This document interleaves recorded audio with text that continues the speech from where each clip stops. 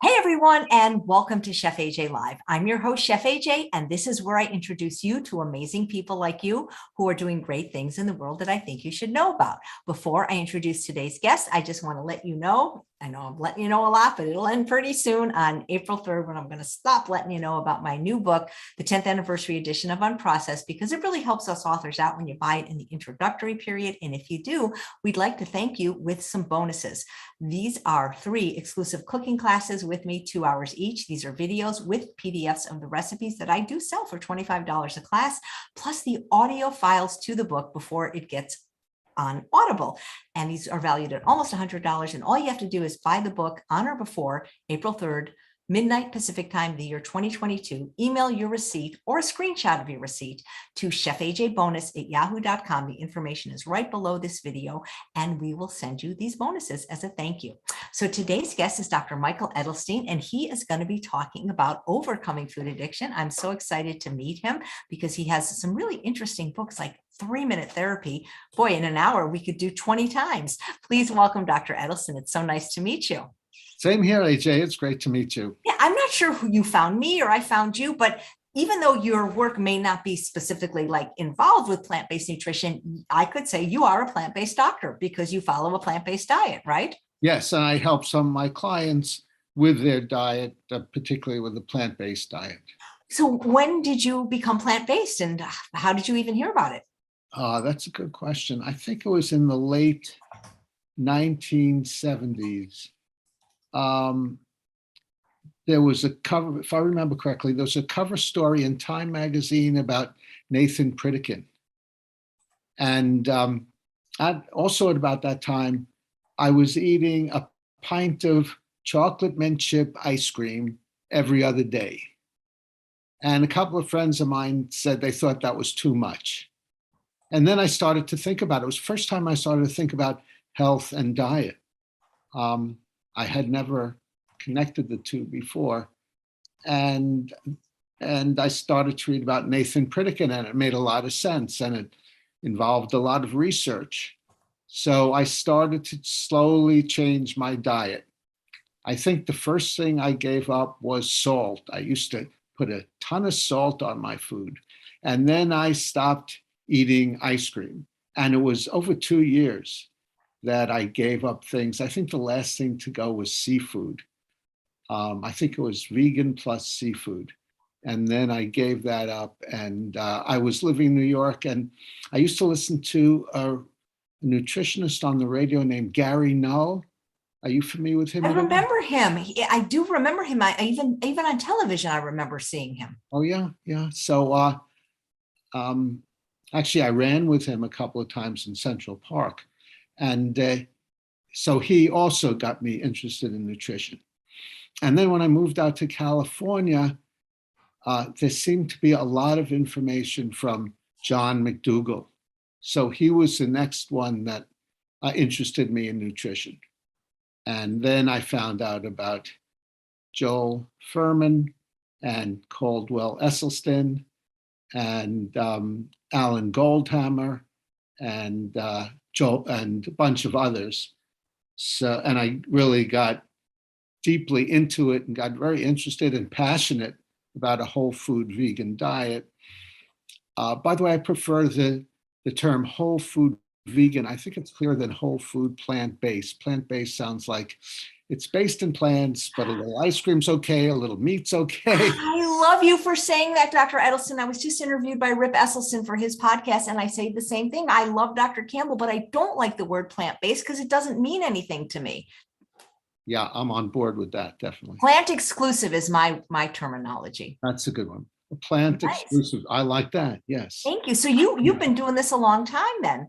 Like, did you notice any difference in your health or appearance or any behavior in yourself or any of your patients when you adopted this way of eating? I didn't notice any difference in my health. I was much younger then. I was healthy. I was always slender. So I didn't notice much difference there. It did help some of my clients, to lose weight and to eat more healthily.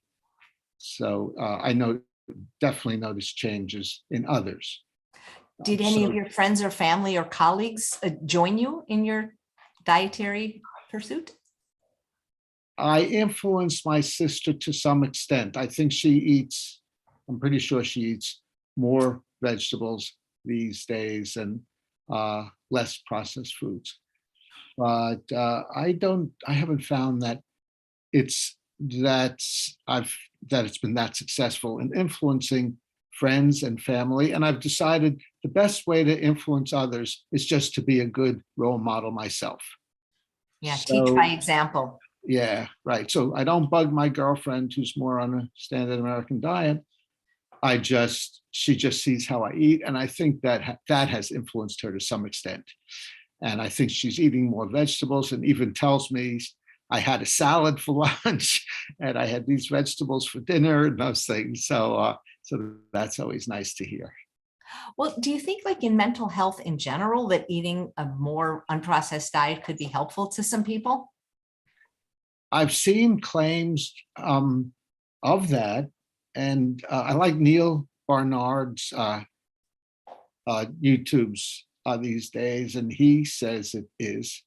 But I haven't done a study myself or survey myself, but it certainly can't help. I'm a little skeptical of those studies because there's the placebo effect.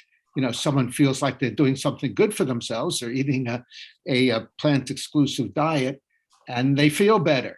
So there's a correlation there. And they say, oh, I feel better because I'm on a plant-exclusive diet. Well, that could be, but it's not a controlled study.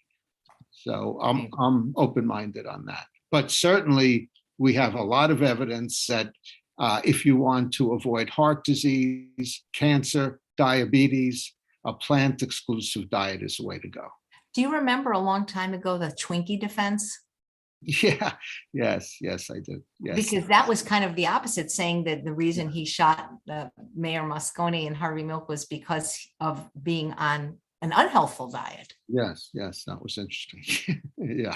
Well, because, I've noticed behavior, and I don't know if you're familiar with the work of Dr. Michael Gorin, pediatric obesity specialist at USC. He recently wrote a book, Sugar Proof, and he talked about like the effect of sugar on children's behavior. But I used to, and we're talking like 30 years ago, I had a job while I was in college. I would drive children to and from school, like as an extra job, and I got paid for that. And after school, some of the parents allowed the children to stop at 7-Eleven and, get whatever they wanted, flaming Cheetos and Slurpees. And I would notice a change in their behavior just on the ride home, just from eating those. I mean, like they would become combative and angry, not to me necessarily, but brothers with each other. And so I have to wonder if some of that food does have an effect on our mental health. Yes, and I think it's individual.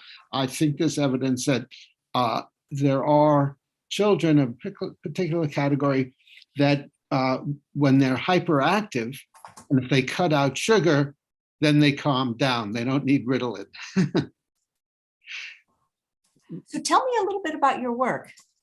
Yeah, so I do a particular type of therapy. It's a type of cognitive behavior therapy. Most people these days have heard of cognitive behavior therapy, but I worked with the first cognitive behavior therapist, Albert Ellis, who was a genius in the psychotherapy movement and changed the course of psychotherapy. And I wrote a book about that called Therapy Breakthrough. And it's based on the idea that our emotions don't come from situations. So if someone cuts me off in traffic and I'm angry, most people would say I'm angry because he cut me off. In other words, the situation being cut off causes his anger. Or a husband might say, I'm angry because my wife was cheating on me, or I'm jealous because my wife was cheating on me. Again, the situation, his wife being unfaithful, caused him to be jealous. But that's not how we work emotionally. The way we work emotionally is it's never situations, but rather it's our thinking about those situations that cause our emotions. And that's a very powerful idea, because if you're anxious, depressed, guilty, angry, and you don't want to be, then look at your thinking. It's your thinking that's causing those emotions, and you can change your emotions. Now, an interesting thing about this is most people would agree with that. It's my thinking.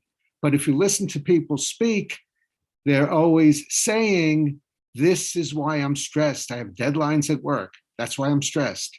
I'm depressed because I got fired. Another way to conceptualize that is the ABC. A is the activating event or the situation. I was fired. C is my consequent emotion. I'm depressed, but A doesn't cause C. The situation at A doesn't cause your emotion at C, but rather it's B, your belief about A. So I teach my clients to identify their beliefs that are causing their anxiety, depression, and anger, and change their beliefs. Now, when you want to identify your beliefs, there's a way to do that, and that is when we have disturbed emotions, it doesn't come from preferences, but rather it comes from demands. Must, shoulds, supposed tos, have tos, demands we put on ourselves, others, or situations. So, for example, if we're anxious or guilty, it starts off with, I prefer to do well and get approval. That's a reasonable preference. We all have it. I prefer to do well and get approval. And therefore, I absolutely must. I absolutely must be successful and have others like me. And if they don't, this proves I'm no good. I'm a loser. So we started with the reasonable preference and made it into a demand, must or should. And that's a demand on oneself. The second kind of demand people have is a demand on others, because I prefer you to treat me well, kindly, fairly, courteously, lovingly, reciprocally. Therefore, you must. You absolutely must. And if you don't, you're no good. And I've just appointed myself your roaster, so I'll roast you in hell, get angry, resentful, and hostile because you're not treating me the way you should. And then the third of the three main musts people have is an impersonal demand. It's not a demand on oneself or others, but rather it's a demand on the conditions of my life. My life absolutely must be fair, easy, and hassle-free. And if it's not, then my life is miserable and I can't be happy. I might as well drown my troubles in sugar, fat, other delicious tasting foods that are killing me, and escape. So those are the three main musts. So if you're acting in a self-defeating way, that's usually addictions or procrastination, or if you have disturbed emotions such as anger, anxiety, and guilt, then look for the must, look for the should, and then once you find it, question, challenge, and contradict your demands. Ask yourself, what is the evidence that because I prefer to do well, therefore I absolutely must? Where is it written that I must? Is it useful to put this pressure on myself and say, I must do well, I must do well, I must do well? Does it follow logically because I prefer it, it must be? So you can question these musts and shoulds from a empirical, a logical, and a pragmatic perspective, and see that there's never any evidence from us. And since we're all little scientists, we're all empirical animals from an early age on, if we see there's no evidence for our beliefs, then we tend to give them up. Even kids who believe in Santa Claus believe there's evidence for Santa Claus. What about those presents by the chimney and Christmas and things like that? But as they grow older and begin to think abstractly, they're able to see it's not Santa Claus coming down the chimney, it's their parents who left the gifts, and they give up their belief in Santa Claus because they see there's no evidence, no data to support it. So all humans use that principle. So question your musts, question your shoulds, And you'll see there are no musts, there are no shoulds, they're all fictions like Santa Claus we invent in our heads. There are just our strong preferences. And there are no bad people. If you look for evidence for bad people, you'll see all you find is imperfect humans who act imperfectly. But no matter how poorly they act, they're still just imperfect humans. It's impossible for a human to turn into the devil or Satan or anything like that just because they're acting very poorly, no matter how poorly it is. So if you do that kind of questioning, then you'll come to more reasonable beliefs, more reality-oriented beliefs. And then that it's not one trial learning. You see, there are no musts, there are no bad people, just imperfect humans, just our preferences. That doesn't mean you're cured. It takes practice, practice, practice. And one of the main things I do with my clients is I teach them how to identify their irrational beliefs, the musts and shoulds, and how to practice changing that. And when they work on that in some kind of diligent way, then usually the therapy is not months or years, it's usually about 10 to 12 sessions. And I teach clients to be their own therapist. So they learn this approach, this empirical approach, and then they do it on their own. And there are exercises I call 3-minute exercises that I teach to clients, the A, B, C, D, E, F exercises. And I discuss these in my book. I have a book called 3-Minute Therapy, Change Your Thinking, Change Your Life. I have a few chapters on addictions in there, including food addiction, and on emotional problems such as anxiety, panic attacks, depression, anger, social phobia, and some others. So I've gotten emails from people around the world saying they changed their life just by reading the book 3-Minute Therapy. I also have a 3-Minute Therapy blog on YouTube and on Podbean, a podcast channel. Your book sounds so interesting. Are any of them on Audible, or will you put them on Audible? No, I've been asked that, but I almost got it on Audible. My publisher found someone to do it on Audible, and then unfortunately he died. He was not on a plant-exclusive diet. He died at the young age of 63. Wow. Heart attack. But so I have not gotten that far. In fact, I'm glad you mentioned it, Chef AJ. I'll make a note to try to. I would love to, because your books, especially the one on Stage Fright, sound fascinating. It sounds like you help people with their stinking thinking. Yeah, right. I think stinking thinking is a term from Alcoholics Anonymous. And yes, we could call it stinking thinking, irrational beliefs, crazy ideas. Yeah, well, that's what I help people with. Gina, who's watching live, says, Santa Claus isn't real? What? Yeah, exactly. You know, I'm sure you're familiar with Viktor Frankl and maybe his book, Man's Search for Meaning. Absolutely, yes. I remember reading that, probably the best book I ever read. And a long time ago, he said it's, obviously the most horrific things that could happen to a human happened to him. But he said it's not what happened to you that defines you in your life. It's your response to it. And it almost sounds like what you're teaching is that it's not the person's thought that is the problem, but the way they're either believing it or responding to it. That it's not the situation that's the big problem. It's how they're thinking about it, responding to it, and conceptualizing it. And on Viktor Frankl, I'm glad you brought him up, Chef AJ. He wrote a very moving, powerful book that you mentioned, Man's Search for Meaning. And in that book, he discusses how he was in a Nazi concentration camp. And a lot of the prisoners there were very depressed. And he decided, in order not to be depressed, he would give his life meaning. And the meaning in his life would be to help the other prisoners there. So he helped them therapeutically, he helped them establish a meaning for what was going on.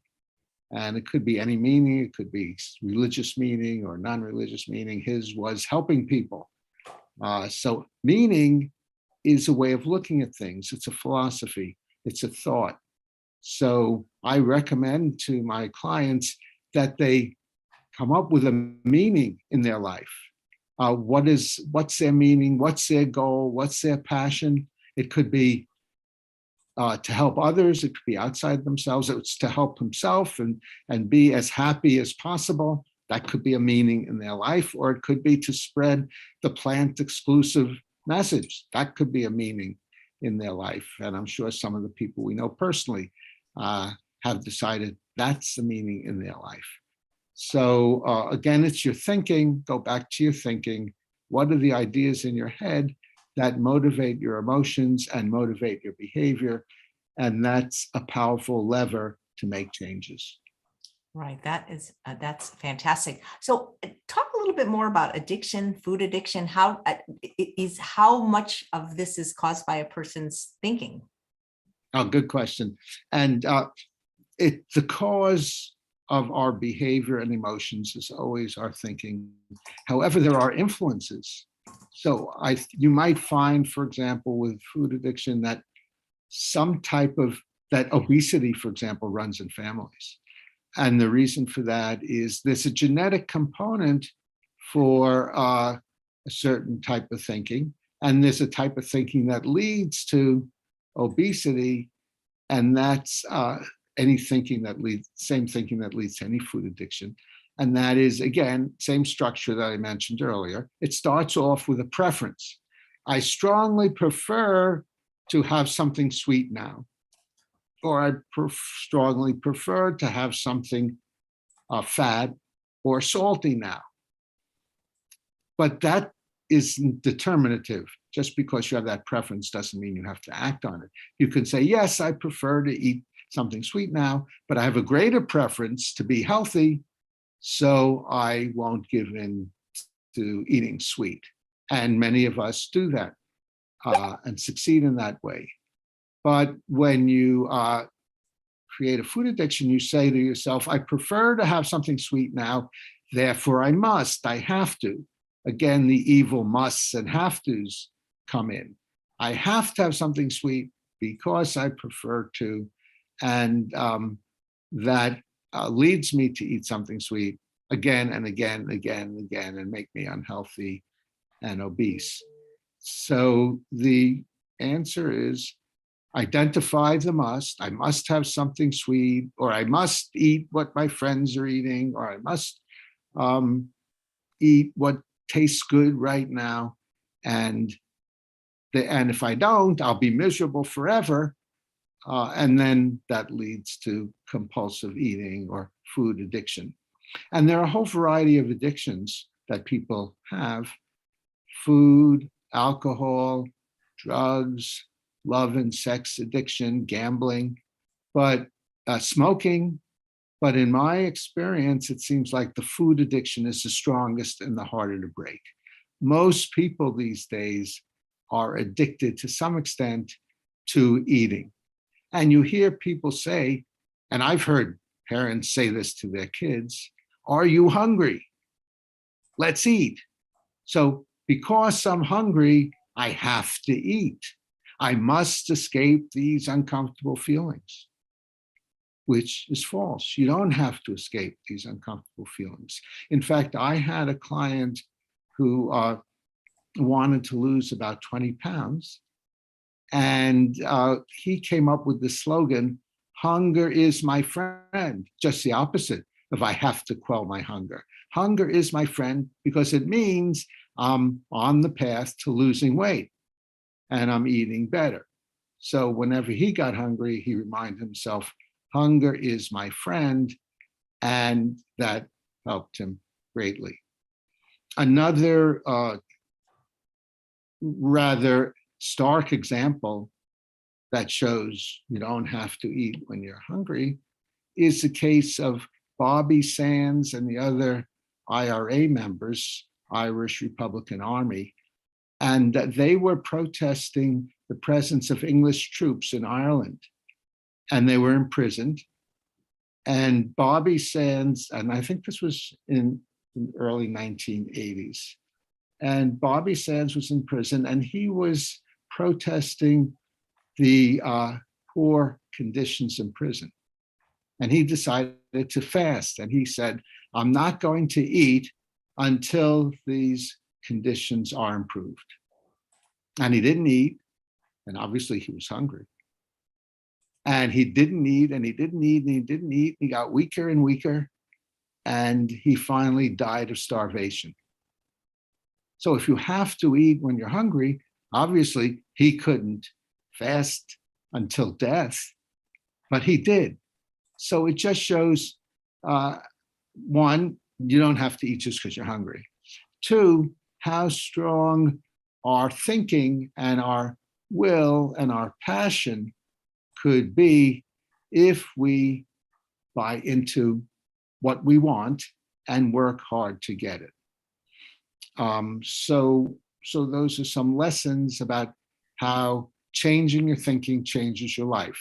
As I mentioned, the subtitle of my book, 3-Minute Therapy, is Change Your Thinking, Change Your Life. And that's what I teach. Right, because a lot of times traditional therapy, I mean, I know people say, oh, you got to see my therapist, or, he's great. How long have you been going? 30 years. Well, yeah. Well, some people, I think they're in therapy to feel comfortable, and they like their therapist. Their therapist is warm, non-critical, accepting, and so it's a comfortable arrangement for the client and the therapist, because the therapist gets a chance to pay off his Mercedes. So the therapy I do is called Rational Emotive Behavior Therapy, REBT, devised by Ellis, as I mentioned, and that's normally 8 to 12 sessions. It doesn't go on and on and on and on. And because it is brief therapy, and I teach my clients to be their own therapist, I'm continually marketing and trying to get the word out, trying to get clients. And I know there are lots of people out there who could use it. The idea is for me to find them and them to find me. So that's my marketing path right now to get clients. Well, Gina asks if you still see patients. Oh, yes. In fact, I have a retirement plan. I plan to retire 6 months after I die, because I love doing therapy so much. I'm going to figure out a way to do it from the grave. But yes, I'm still doing therapy. I love doing therapy. I always look forward to helping people. So anyone who may be interested could just give me a call or send me an email and ask me questions about how it would work, or get to see if we're a good fit. And if you want my phone number and my email address, go to my website, 3minutetherapy.com. It's the name of my book, 3minutetherapy.com. And 3 is the word, it's spelled out, not the number. And I'll be happy to speak with you. And you can tell me a little bit about the kind of help you like. I tell you how I would help you with that. And we'll see if we want to take it from there. And you can do this virtually, right? Yes, all my clients are virtual, either phone, Zoom, FaceTime, or Skype. That's amazing. Yeah.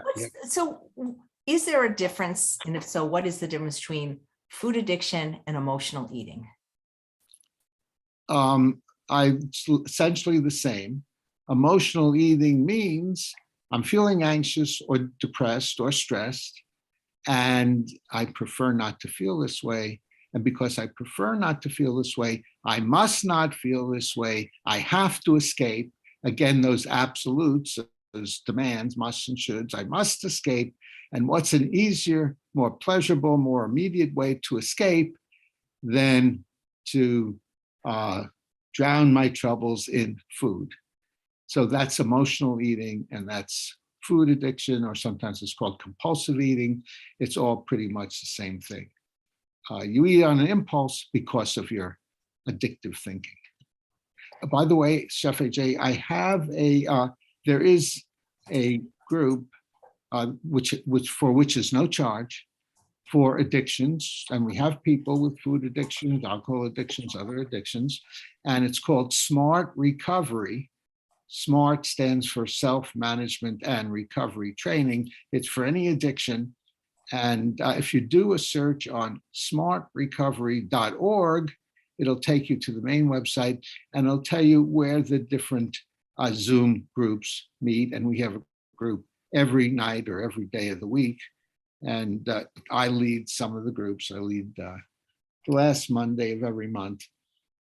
And we discuss these concepts, these strategies, these techniques to help you with your food or other addictions. smartrecovery.org. I'll give a link to that right now, and I'll make sure it's in the show notes. That's fantastic. Do you think that people suffered with processed food addiction before there was processed food? I mean, I know it sounds like a stupid question, but you know what I'm trying to say. I mean, the food, even for people that maybe aren't eating for emotional reasons, I mean, it's powerfully addictive, all that sugar, fat, and salt. It's not addictive. It tempts you to addict yourself to it. The sugar in the food can't reach out and pour itself down your throat. You make that decision. So remember, you're not powerless, as they say in AA, in the 12 steps, I am powerless over my alcohol. You're powerful. And just the fact that you've addicted yourself to sugar or fat or other things, this indicates that you have the power, you've done it, and you can undo it. So remember, it's in your hands. You can choose to eat poorly or choose to eat well. It's up to you. It means learning how to do it. Just by saying, I'm sure you discover it if you're addicted to certain foods, just by saying, I'm not going to have any processed foods anymore. I'm not going to have any sweetened foods anymore. That normally isn't going to do it. It means changing the thinking that leads to having the processed foods and the sweetened foods. And that takes work and practice. It feels, I mean, it's been a long time since I ate these foods, but it feels like they're addictive because like when I eat whatever my favorite food is, sweet potatoes and broccoli, I might eat a large portion, but I'm satisfied. But when I eat those hyperpalatable foods, even if nothing's going on emotionally, Dr. Edelstein, it feels like I'm driven to eat more and more because of the nature of the food. Yes, and it feels like you're driven to eat the food because you are driven to eat the food. But the issue is what drives you. It's not the food, it's your thinking about it. It's your musty thinking that I must have what I want right now. I must escape my stress and anxiety right now. I must feel good right now. And I can't stand anything other. And then because you think that way, you feel that way. So it feels as if you are driven by the food, but you're not. There's that thinking. So I discussed the ABC earlier. So it's not I have a sweet tooth, the activating event, I have a sweet tooth that causes C, your behavioral consequence, the eating the sugar sweetened food, but it's B, I must satisfy my sweet tooth. So it's A, I have a sweet tooth, B, I must satisfy it, and C, therefore I eat the unhealthy food. But the solution is ask yourself, do I have to do what I prefer to do? And the answer obviously is you don't have to do it. When I pass a bank, I might prefer to have all the money in the bank, but I choose not to. I have a choice. But if I made it into a must, I absolutely must have all the money in the bank. My life is going to be terrible, horrible, and awful without it. Then I might compulsively try to rob the bank. Not a good idea. So the same with food and same with how our thinking works. Always look for the thought, look for the must, look for the should. That's causing your disturbed behavior, your addictive behavior, or your disturbed thinking, and your anxiety, depression, anger, guilt, resentment, hurt. All those things are emotions, and situations, no matter how bad, no matter how obnoxious, cannot make you feel anything unless someone takes a baseball bat and hits you over the head. Then they made you feel pain, but that doesn't come from your thoughts. That comes from your neurons. But if you have an emotion, then look to your thinking. So, do you feel it's important for people to have a clean environment if they have addictions? So like if somebody's an alcoholic, when they get out of rehab, do you think it would be preferable for them to not have alcohol in the house? Or can we just use the techniques you're saying and coexist with what many people would think of as an addictive substance? Yeah, that's a very good question. And the answer is there are individual differences. I had a client who was addicted to cocaine. He was rather unusual because when he got off the addiction to cocaine, he still hung out with his friends who got high on cocaine, but he did not. Now, that was unusual, and I normally wouldn't recommend going into a tempting environment like that if you're trying to get off cocaine or foods, unhealthy foods, things like that. But it depends on the person. But if you're not sure, to err on side of caution, I suggest you get rid of all the unhealthy foods in your refrigerator right now and in your pantry right now, so it's not hanging around to tempt you. And that's a strategy from behavioral therapy called stimulus control. The stimulus is the food that you don't want to eat, and you control the stimulus, in this case, by getting rid of it. So that's a behavioral strategy to work on this rather than a cognitive thought strategy, which I've largely been focusing on. But there are other behavioral things like stimulus control, getting rid of all the food or the alcohol in your refrigerator, or don't going to restaurants that have tempting junk food, or don't eat out at all. Some people find just eating out is tempting because they could get unhealthy foods more easily.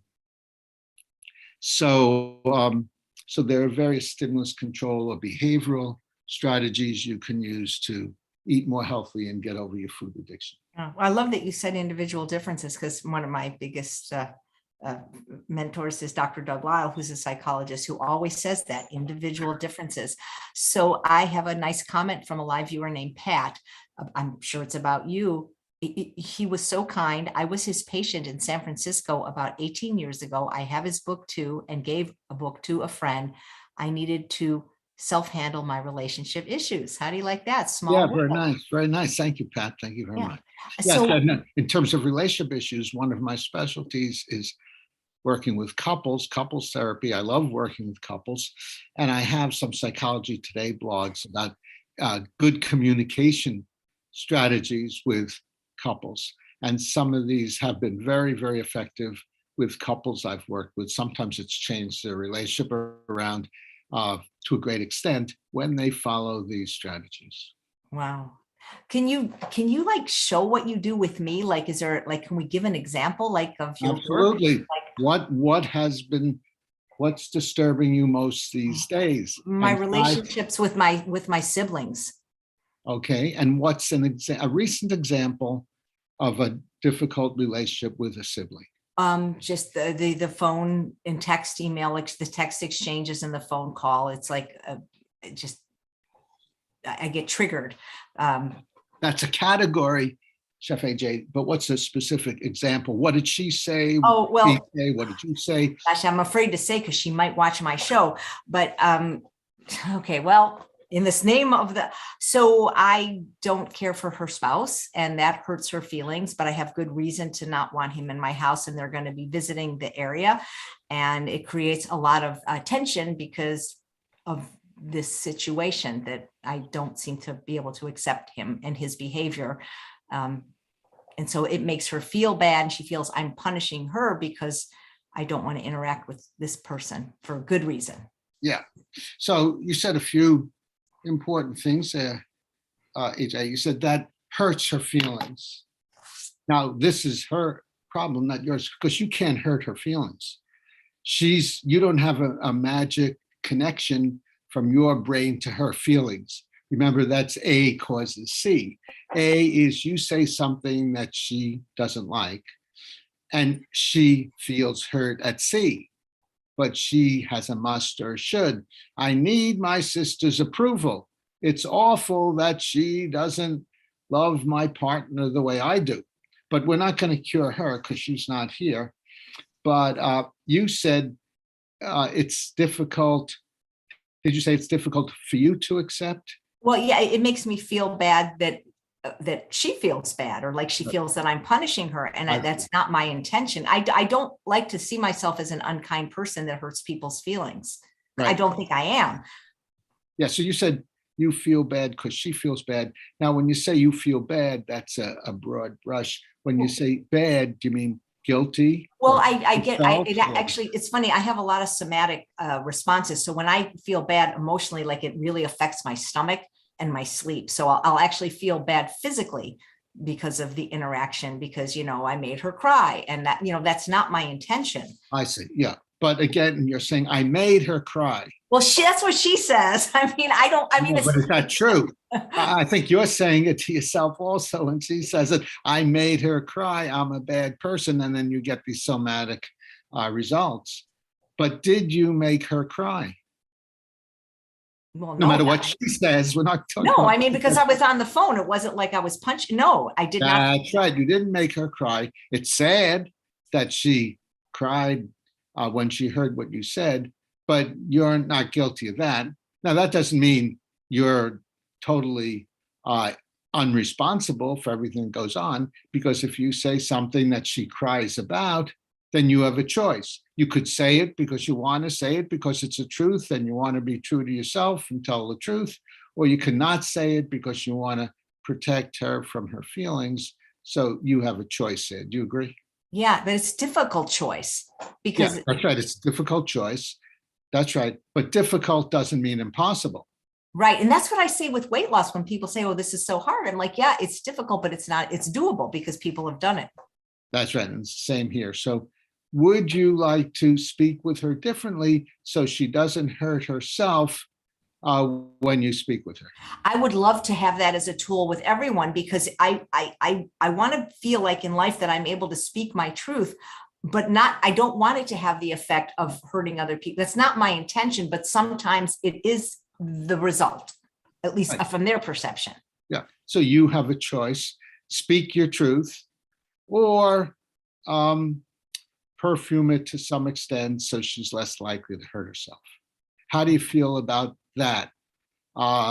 Speak your truth to some extent, but in a way that's in a kind way, in a supportive way, in a positive way, so she's less likely to upset herself about it. I would love to do that, but in this particular situation, Dr. Edelstein, how would one do that when the idea is that you don't want somebody in your house that's, that it's a tough situation. So either I can let him in the house and then compromise my, I don't know what the word is, not ethics, but values. But it's so hard for me to pretend like everything's okay when it is. So the issue is you don't want him in the house. Is that it? Correct. And they're visiting from out of town, and I haven't seen her for 4 years. I see.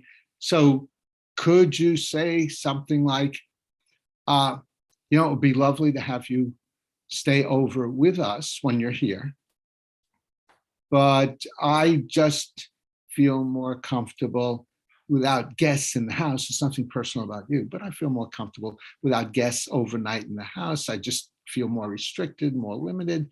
So I will put you up in this nearby motel, so you and your husband might feel more comfortable there also.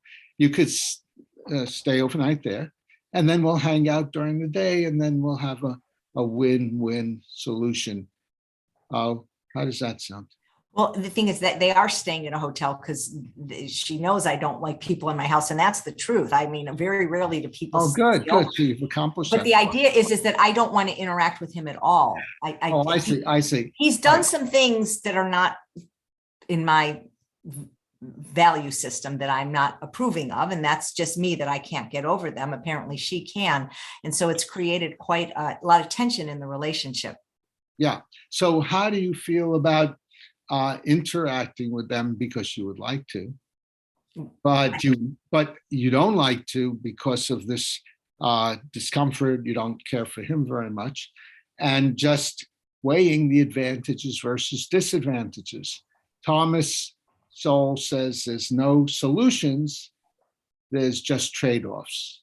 So it would mean making a trade-off and spending some time with him because you want to spend the time with your sister, and practice unconditional other acceptance, recognizing that no matter how obnoxiously or how uncomfortably he acts, he's still an imperfect human who acts imperfectly, not a bad person, and you can put up with some discomfort in order to benefit the relationship with your sister the short time that she and her husband are visiting. I feel, I mean, it's not that I can't do it, but I feel it would be very fake and insincere of me, to do that. I could certainly attempt to do that. I never thought of that as a idea. The idea I thought is maybe just see her separately, while she was here. Well, would that work? It might, but now, the toothpaste is out of the tube because we already had this unfortunate interaction. So who knows if she's even coming, but boy, that's it. It's interesting how you reframe it. Like, But I think I might hear another must, says Chef AJ, and that is, I must be 100% absolutely true to myself and not act in some way, in ways that are different from how I feel. And if I do, I'm a dishonest person and I am not true to myself, which I have to be. Do you have that must? I must always be true to myself. Well, I feel like I do as an Aries. I feel like I've always kind of told the truth. And I guess that's not such a great thing. Yeah, why do you prefer to as an Aries, but why do you have to do what you prefer to do? I don't know. I feel like driven to do That's that. the right answer. That's the right answer. You don't know because there's no reason. You have to be 100% true to yourself. So I need to zip. I might book a session. This is actually very thought-provoking and very fun. It's very interesting. Well, I have some openings. So no, really, because you're having me look at. I tend to look at things just the way I look at them. Yeah. I think a lot of people do that, though, right? Yes, it's always good to have a more expansive view. That's how we both became plant exclusive eaters. I wasn't my entire life, and then I had a more open view and I learned about it, and perhaps with you too. So that would be useful to consider another perspective. So it seems like whatever work needs to be done, whether it's in a relationship or a situation, it's like we are the ones that are going to have to do it and change. It's like we can't make them change. That's an excellent way of putting it. Yes. You are the problem. If you're upset in a relationship because of your obnoxious, annoying relatives, you are the problem. They can't upset you. All they can do is make you uncomfortable, but not depressed, anxious, guilty, or resentful, or anything like that. Well, here's a question from Mandy. Do you work with people in narcissistic relationships? Yes, I don't see any reason not to. And if you're in a narcissistic relationship, it means learning how your partner is, in what ways they're narcissistic, and accepting it, expect it. If you have, let's suppose you like animals and someone gives you a pet dog and the dog barks. Well, you better accept the fact that the dog barks. And if you have a pet dog, there are going to be disadvantages along with the advantages. So most dog owners accept the fact the dog barks, the dog poops, the dog does other things that might be somewhat disagreeable, but they accept the fact this is the way they are. And in order to get the advantages of the relationship with my dog, I better accept and not upset myself about the disadvantages. So if you're in a narcissistic relationship, you can learn to accept, not like, but accept, acknowledge the fact this is the way they are. And you're in the relationship because the advantages of the relationship outweigh the disadvantages, but there certainly are disadvantages. So that's part of the package. Wow, thank you. Question from Samantha. No, this is actually, that question was from Samantha. Excuse me. This is the question from Mandy. They were right next to each other. Do you think people can recover from food addiction while living with others who eat processed foods?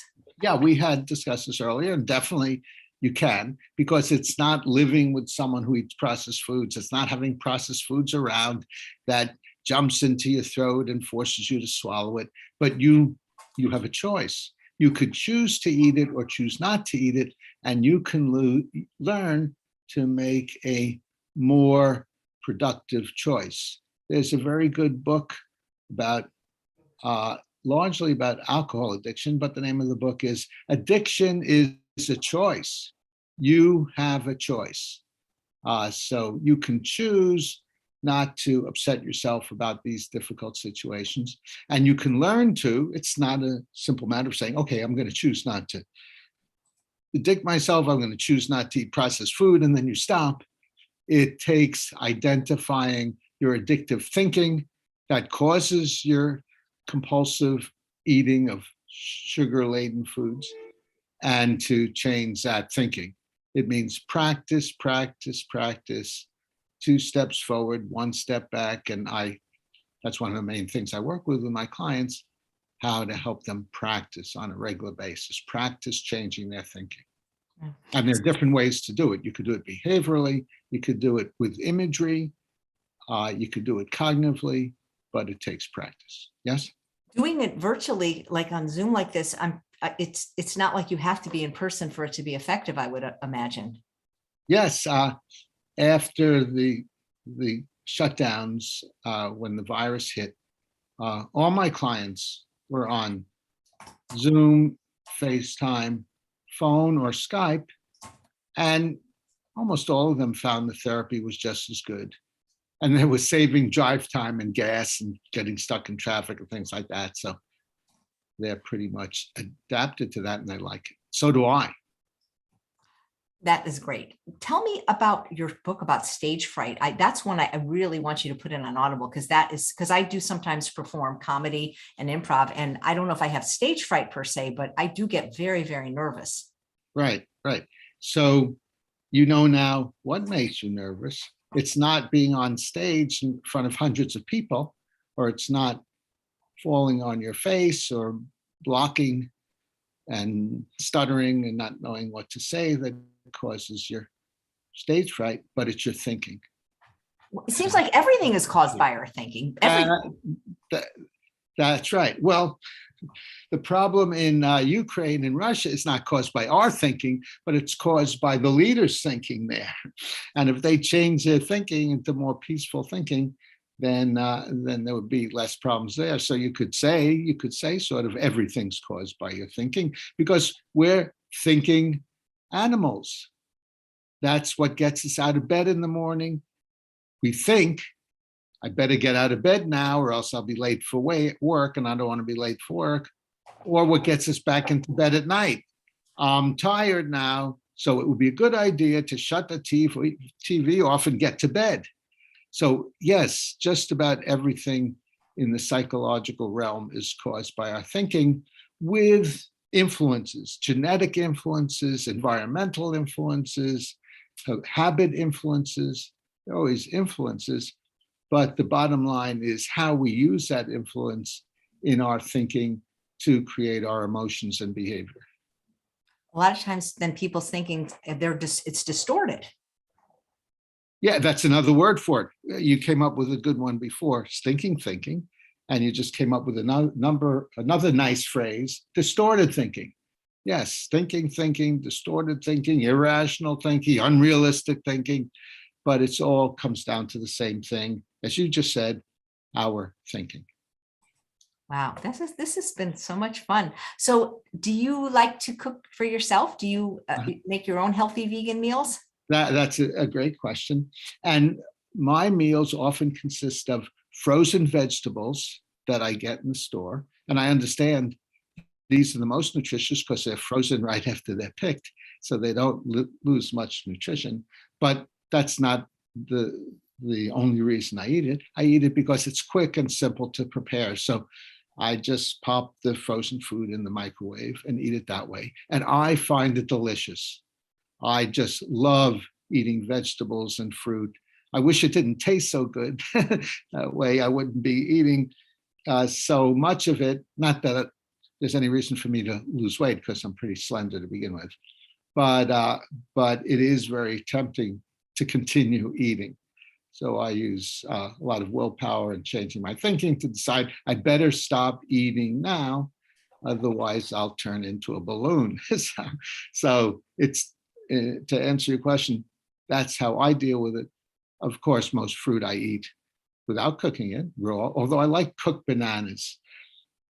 So that's how I cook my own food. Now, my girlfriend is a delicious cook. And as I mentioned, even though she's not on my diet, she makes my food SOS free, whole food, plant exclusive, and she does a great job. So I love that also. And I've heard some vegan doctors say, don't eat out. It's so hard to eat out. I do not find it hard to eat out. I can eat at almost any cuisine and eat healthily. I just tell them I will find the vegetables on the menu. And an Italian restaurant, for example, it's spaghetti with broccoli and a salad.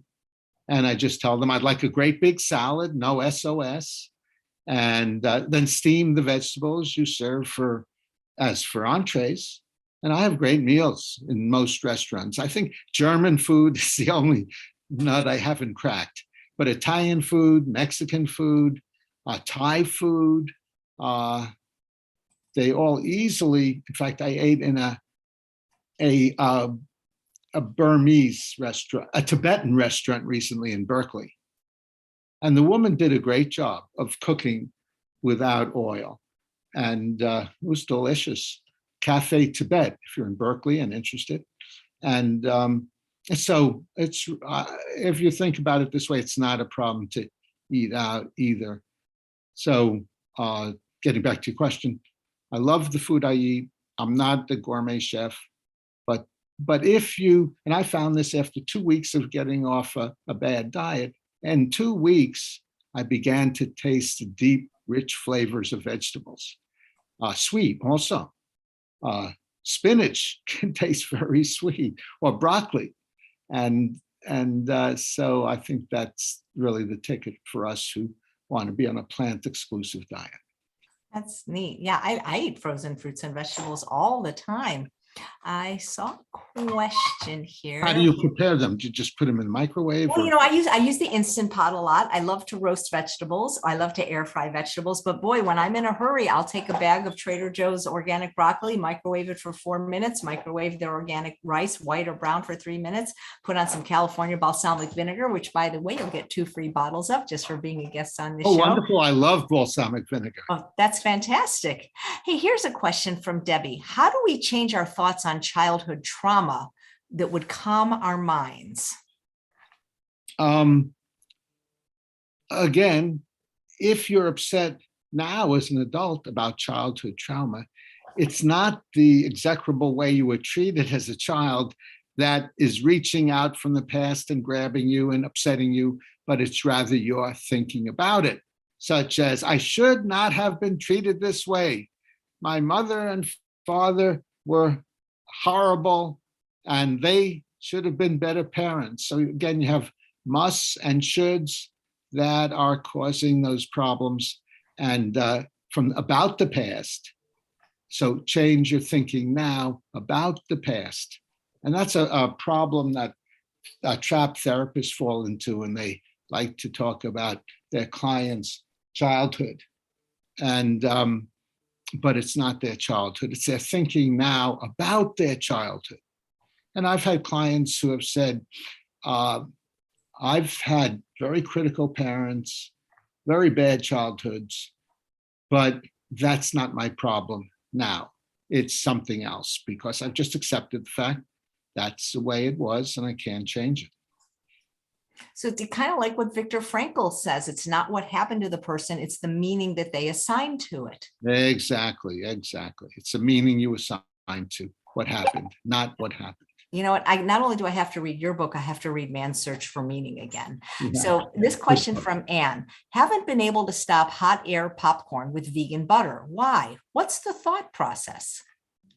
Because it tastes so good and I would like to have it. I absolutely must have it. And I love popcorn I make in the microwave. It's just the popping corn and the microwave. By the way, I learned if I put a little water in it, it's not going to pop. So I just put the popcorn in a thick glass bowl. I started out with a thin glass bowl and it exploded. In a thick glass bowl, and and I make popcorn for myself. In fact, you're tempting me. I think I'll have some popcorn with my dinner tonight. Oh, that's funny. Here's a question from Andrea for you. What was one of his best changes in his thinking? The best in my thinking about, let's take food. And the best change in my thinking about food is a better perspective on what's healthy food and what's not healthy food. And I prefer to be healthy. I prefer not to have aches and pains and diseases and doctors and hospitals. So I had a strong, strong preference, and still do, to eat healthily to avoid those things. So that was a very significant change in my thinking about food. Do you think that most people are really not even aware of their thinking? Yes, most people are not aware of their thinking. That's very good. I'm glad you raised that. But it's not because your thinking is hidden in your deep, dark unconscious with symbolism and dreams and things like that. It's because you don't know how to identify your thinking. And in a few minutes in the first session, I teach people how to identify their thinking and basically start with, what are your preferences? And then, do you escalate any of those preferences to demands, to musts and shoulds? And if you think about it that way, you'll be aware of your thinking. And if you're still not, with a little help from a REBT, rational emotive behavior therapist, you can learn to identify your thinking pretty easily. Is there, like, for you mentioned rational emotive behavioral therapists, of which it sounds like you are one. Is there like a list if somebody wants that kind of therapy to know that that's the type of therapist? Because I've heard of cognitive behavioral therapy before, but not so much REBT. Yeah, and this is a more powerful form of cognitive behavior therapy.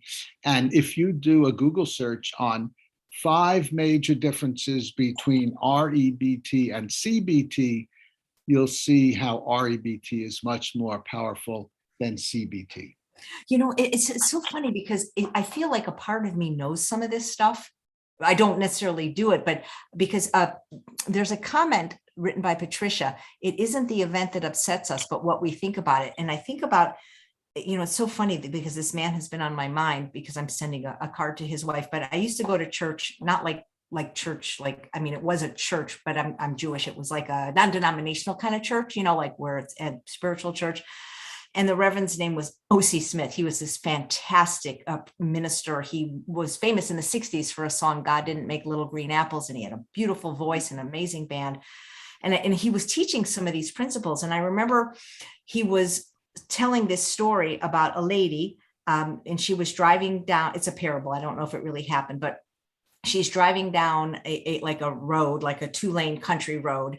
And a man rolls down his window and screams to her, pig.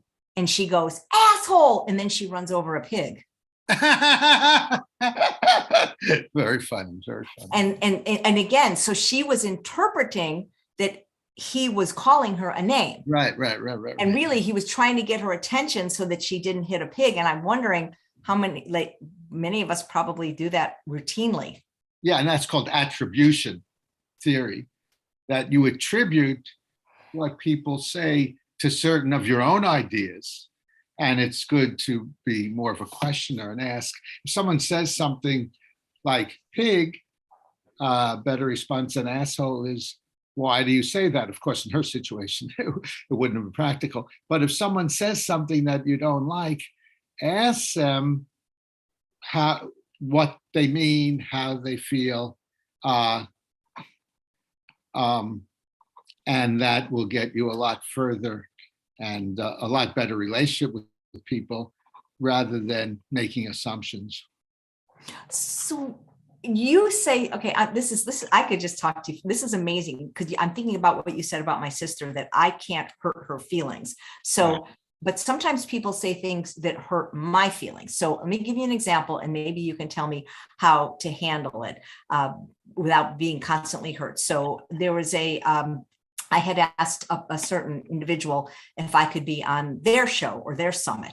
And they wrote back that because I'm not a New York Times bestselling author, that's fine. I'm not. And I agree with that. They go, these were the words they use. They go, I'm not a value add. And that really kind of hurt my feelings.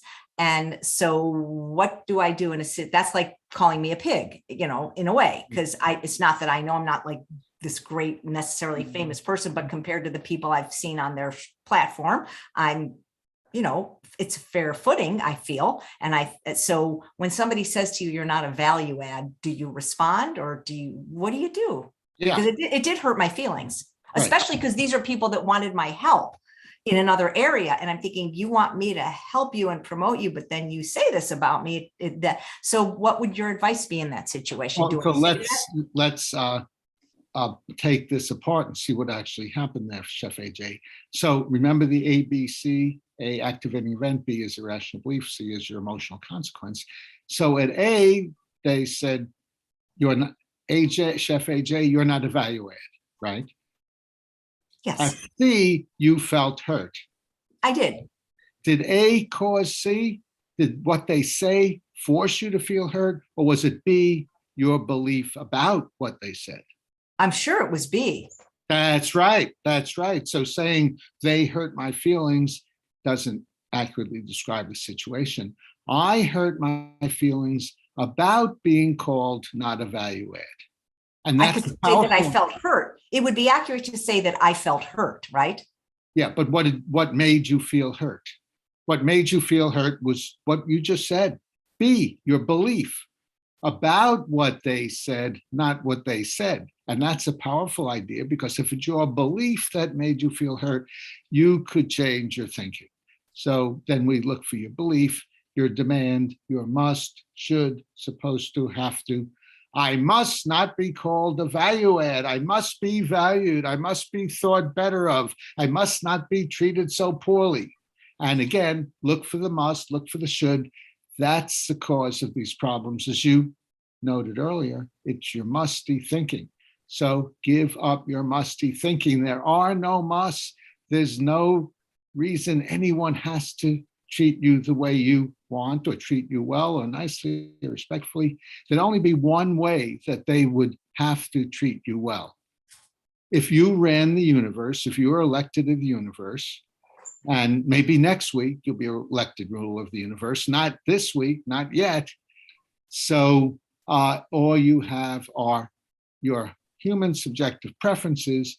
You prefer to be respected, but you don't have to be. And since it's I have to be respected causes your hurt, you can change you. You're the problem, as you said earlier, very correctly. You're the problem, and specifically your thinking. So change your thinking. Question your must. It sounds very difficult though, because now I'm thinking about there are these YouTube channels that are anti-vegan, and they say really mean things about me and my colleagues. And so, I mean, it just seems like to be resilient in the face of constant criticism.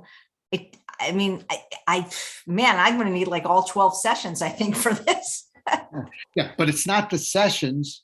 And you said it sounds real difficult. It is difficult to do it in the moment. I'm not suggesting you do it in the moment. That's the hardest time to do it, as you're noting. What you would do is you would question these musts and shoulds on a regular basis when you're not in the situation, using this 3-minute exercise format, the ABCDEF that we've been going over. And I'm just going to read your book, and I'm going to, you know what, I love Audible because it's easier for me, but I'm just going to bite the bullet and read the book. Great. But I still want you to do an Audible, and I still want you to do the Stage Fright one. You are just a fascinating guest. So it sounds like that my sister could do these techniques too, if Absolutely. I hurt your feelings. Yes, exactly. By the way, you mentioned Audible a few times. If you know anyone who converts text into Audible, please send them my way. Well, you and I will have an offline conversation about that, because I've done quite a few Audible books myself, for myself and other people. I've been wondering all show, Dr. Edelstein, you have a button on, but I can't quite read what it says.